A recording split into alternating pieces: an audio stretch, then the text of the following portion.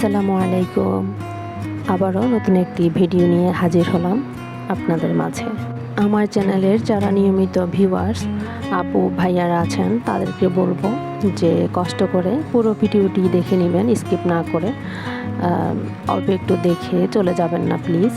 আর দেখলে অবশ্যই একটা লাইক দিবেন আর কমেন্ট করবেন। অনেকে আছেন শুধু কমেন্ট করে চলে যান, বাট লাইক দেন না। বাট কমেন্ট করতে আপনার সময় বেশি লাগছে, বাট একটা লাইক দিতে কিন্তু সময় লাগছে না। যাই হোক, সকালে আমার শ্বশুর বাজারে গিয়েছে নাস্তা করেই। তো বাজার থেকে গরুর মাংস, মুরগির মাংস, অন্যান্য বাজার এগুলো হচ্ছে আবার নিচে এসে দারোয়ানকে দিয়ে উপরে পাঠিয়ে দেয়। তো দারোয়ান এসে কলিং বেল দিয়ে চলে যায়। তো আমরা পরে দরজা খুলে নিয়ে আসি। এগুলো এই যে যা দেখতে পাচ্ছেন এগুলোই পাঠিয়েছে। তো একদিন পর বাজার করে, যা প্রয়োজন লাগে সেটুকুই আনে, বেশি আনে না। আর আজকে হচ্ছে আমি রান্নাবাড়ার কোনো ভিডিও করিনি, আজকে একদম দুপুরে খেতে বসছি ভিডিও নিয়ে। আমি ওই দিন একটু লেটে খেয়েছিলাম, যেহেতু বেবি আছে সব সময় দুপুরে সবার সাথে বসে খেতে পারি না। তো মাঝে মধ্যে লেট হয়ে যায়, গোসলে লেট হয়ে যায়, তো খাওয়ায় লেট হয়। তো ওই দিন আমি একা একা খেয়েছি, তাই একদম ফ্লোরে বসে গরম দিয়ে হচ্ছে আরাম করে খেয়েছি বলতে পারেন, ভিডিও করেছিলাম। তো রান্না হয়েছিল অ্যাঙ্কার ডাল দিয়ে, ডিম দিয়ে রান্না, ঢ্যাঁড়স দিয়ে, পাঙ্গাস মাছের মাথা লেজ দিয়ে রান্না হয়েছিল। আর হচ্ছে ভর্তা, বেগুন ভর্তা ছিল। তো আমি ভাত একদমই কম নিয়েছি, ভাতটা একটু কম খাওয়া ট্রাই করি। আর হচ্ছে এখানে ডালটা অনেক মজা হয়েছিল। ঢ্যাঁড়স তরকারিও আমার খুব পছন্দের। জোহরের নামাজ আগেই পড়ে নিয়েছি, তাই দেন গোসল করে বের হতে না হতেই দেখি যে বেবির ঘুম আসছিল। তো ও দাদাদের সাথে বসেই, ওর হাই চেয়ারে বসেই কিছু খেয়েছিল।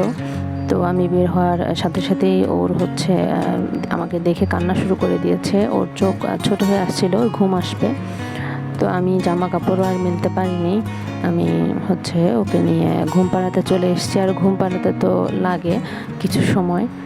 তো আমি ওকে ঘুম পাড়িয়ে দিয়েছিলাম, ঘুম পাড়িয়ে দিয়ে দেখি যে আসরের ওয়াক্ত হয়ে গিয়েছে। তো আসরের নামাজ পড়ে ফেলেছিলাম। পরে আমার একটু ভিডিওর কাজ করেছি, যে ও একটু ঘুমাচ্ছে এই ফাঁকে আমি একটু ভিডিওর কাজ করে নেই, কারণ ওই দিন আমি ভয়েস দিইনি আগের দিন। তো আমি তখন একটু বসে ভয়েস দিয়ে নিয়েছিলাম। দেন হচ্ছে আমি খেতে বসছিলাম 5টার দিকে। তো তখনও বাবু ঘুমাচ্ছিল। আর হচ্ছে এই জিনিসটা আপনারা কি খান আমাকে বলবেন তো।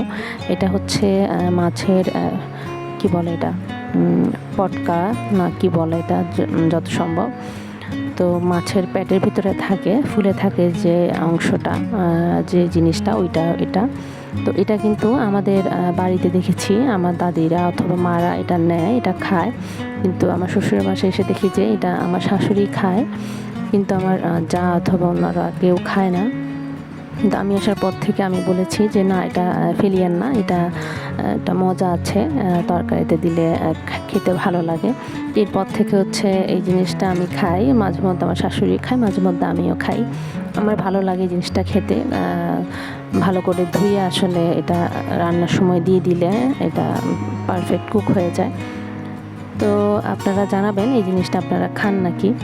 খেতে খেতে ননস্টিক পাতিল সম্পর্কে একটা নিউজ চ্যানেলে একটা নিউজ দেখছিলাম, এখানেই বলছিল ননস্টিক পাতিলের কিছু খারাপ দিক।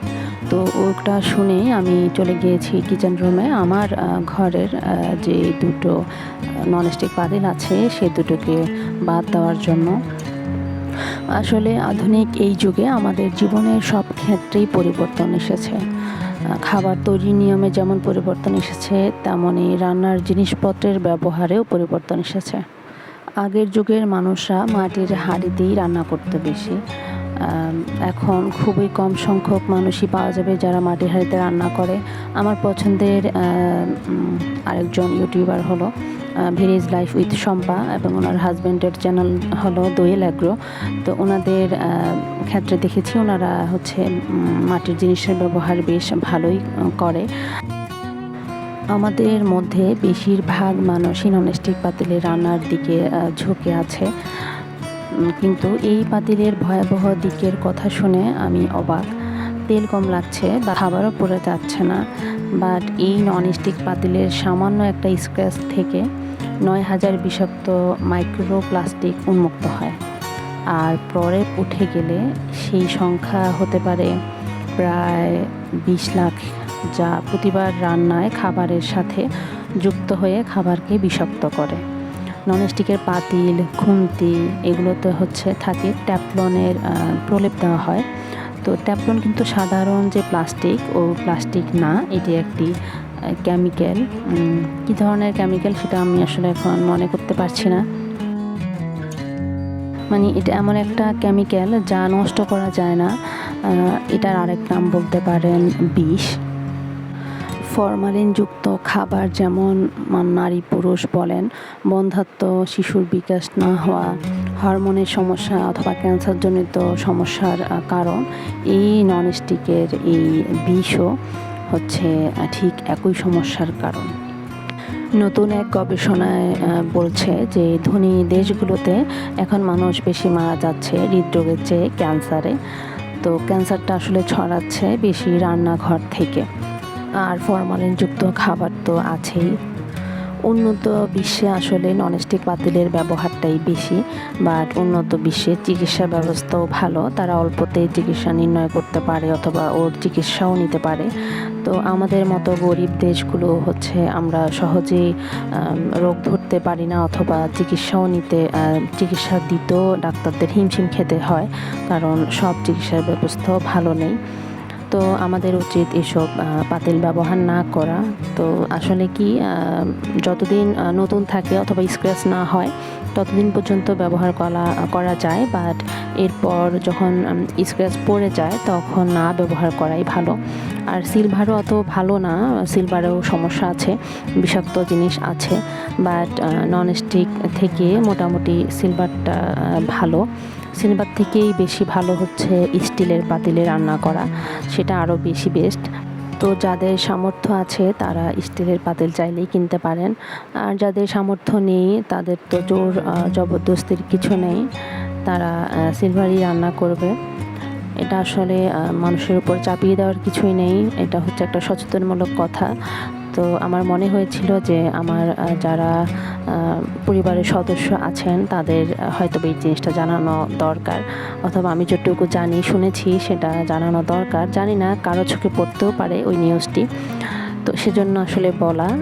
অন্যভাবে কেউ নেবেন না কথাগুলো। তো সন্ধ্যার দিকে এখানে রান্না নুডলস, ভাবি নুডলস রান্না করে নিচ্ছিল আর চা হচ্ছিল। আর দেখতেই পাচ্ছিলেন আমার বেবি ওর আম্মুজির জুতো পরে হাঁটছিল, ওর এটা একটা খেলা বলতে পারেন। তো ভালো থাকবেন সবাই, আসসালামু আলাইকুম।